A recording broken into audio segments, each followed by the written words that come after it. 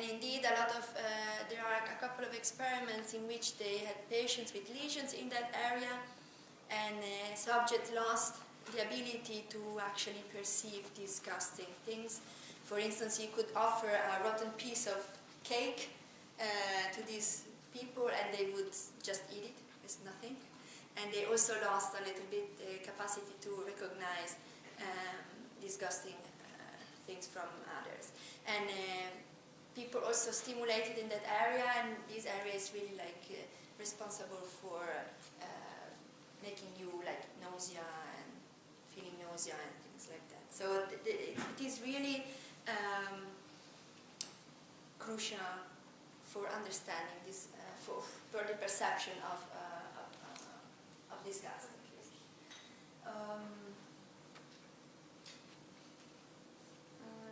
Okay, I thought I had another slides before. I want to come back here later on, because you will see it's not just about disgust.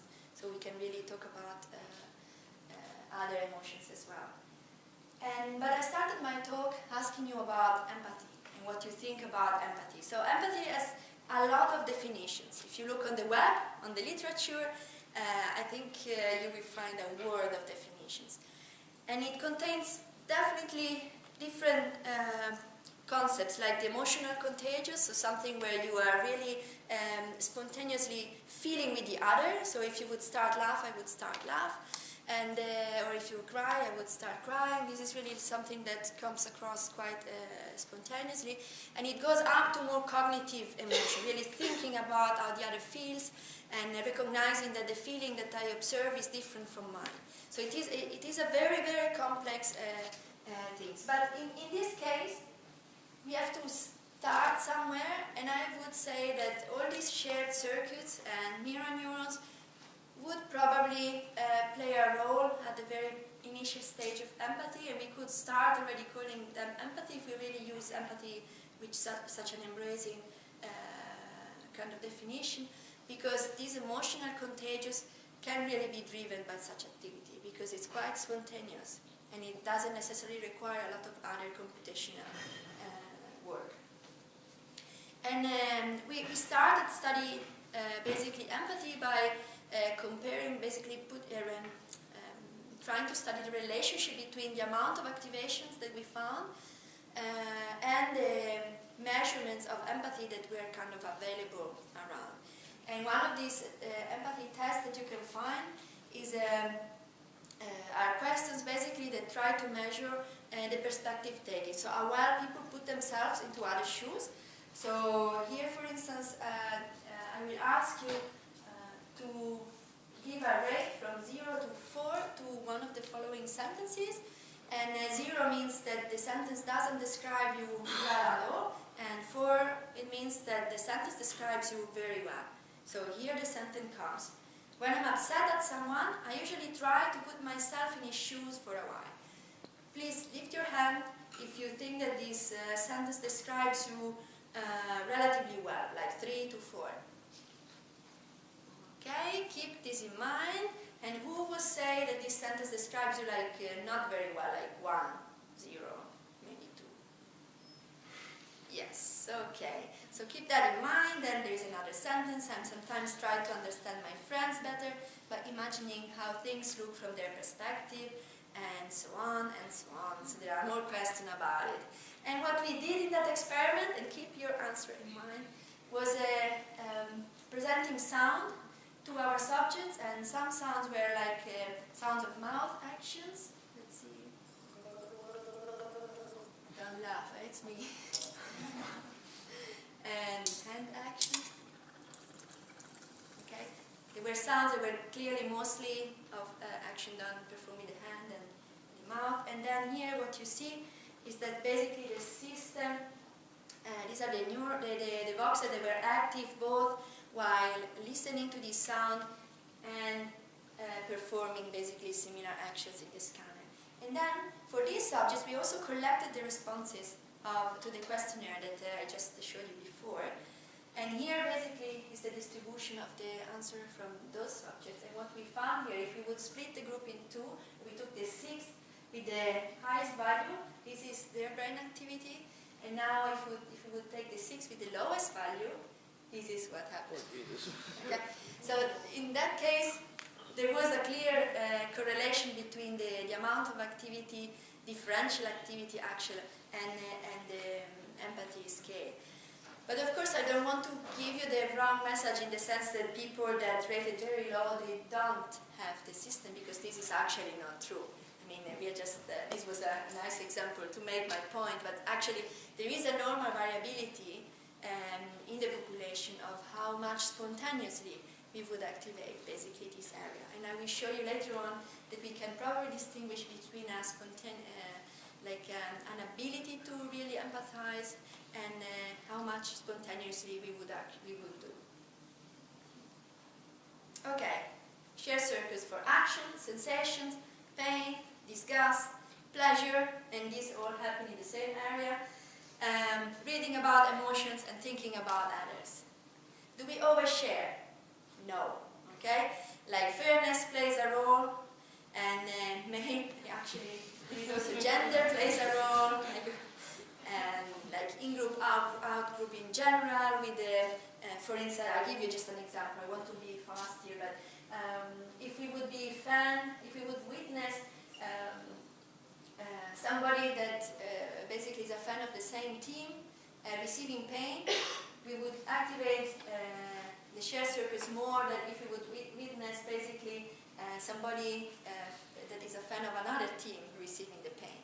So it's very easy to make in-group, out-group differences, so it's quite flexible. So then we have responsibility, money, past experience, and many, many other factors. So, just to summarize briefly, so the substrate involved in the perception of self often overlap with those involved in the perception of others. What we are mostly confronted with are interactive circuits. So these are not boxes, right? It's not just emotion, sensation, and actions. They all work together. As I said before, our actions are rarely just neutral. And the activity within these circuits can be modulated, and it's not necessarily automatic.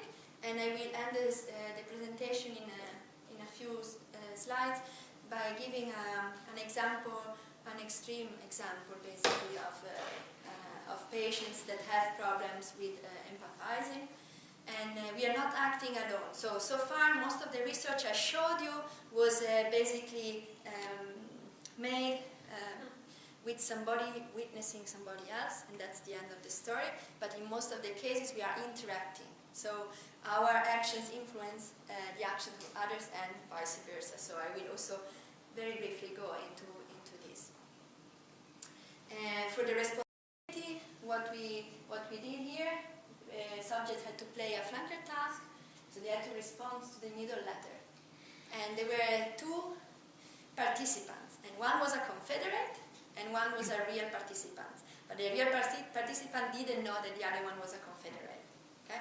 And they were playing together, and the Confederate received an electroshock for any mistake that happened.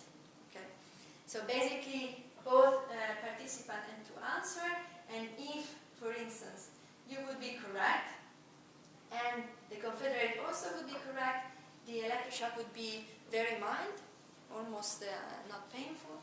And on the other hand, for any error, so for instance, you made a mistake, and she was correct, then you would see her receiving pain. Okay? And this was really so that happened again in the scanner. So you would play together, and you would witness the reaction of the other, and the participant thought that it was a real time, and actually we pre-recorded the movies to avoid sway to receive too many electroshock, but that's how it went. So you had correct, no pain, and it was an noxious simulation. And then we had the participant incorrect and sway correct. Then the participant had the full responsibility on causing the pain of sway. And then if the participant and the Confederate were incorrect, then you had a shared responsibility. And if the participant was correct and the Confederate was incorrect, then there was no responsibility from the participant point of view. Okay, but she would still receive a noxious stimulation because she was responsible. And then we wanted to see what happened to the brain activity while watching this movie. So here, basically what we found is that having full responsibility activates your regions more than when you already share responsibility. So already sharing, it decreases your empathic responses, especially in the insula and the anterior cingulate. And in the region in which this happens, so in green you see the areas that respond more to the full responsibility compared to the share, also overlap with the experience of pain. So we also gave a bit of electroshock to the participants to map their own pain region. So you see there is really an interaction between people, and this influences the activity within these areas. And also we have an animal model that also helps to study this interaction. So we have two mice, and one is the demonstrator that receives the electroshock, and one is the observer. And the observer can be either naive, meaning that he never received any electroshock in the past, or it could be an experienced observer that received electroshock in the past. And what happens here, for instance, in the case of no shock, both the naive and the experienced mice do nothing. Of course, they're in the cage. But when a shock is delivered to the demonstrator, the naive mice do not do anything, and they can see each other, obviously. Sorry. And the experienced observer would start freezing. So the normal reaction of the demonstrator while receiving the electroshock would be freezing, and the observer that has experienced electroshock before would also start freezing.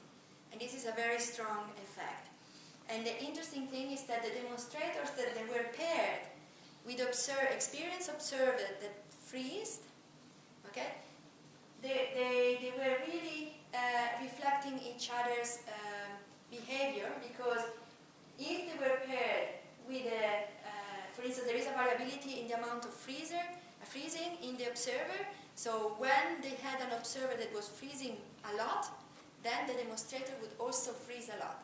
And it was really a circle there.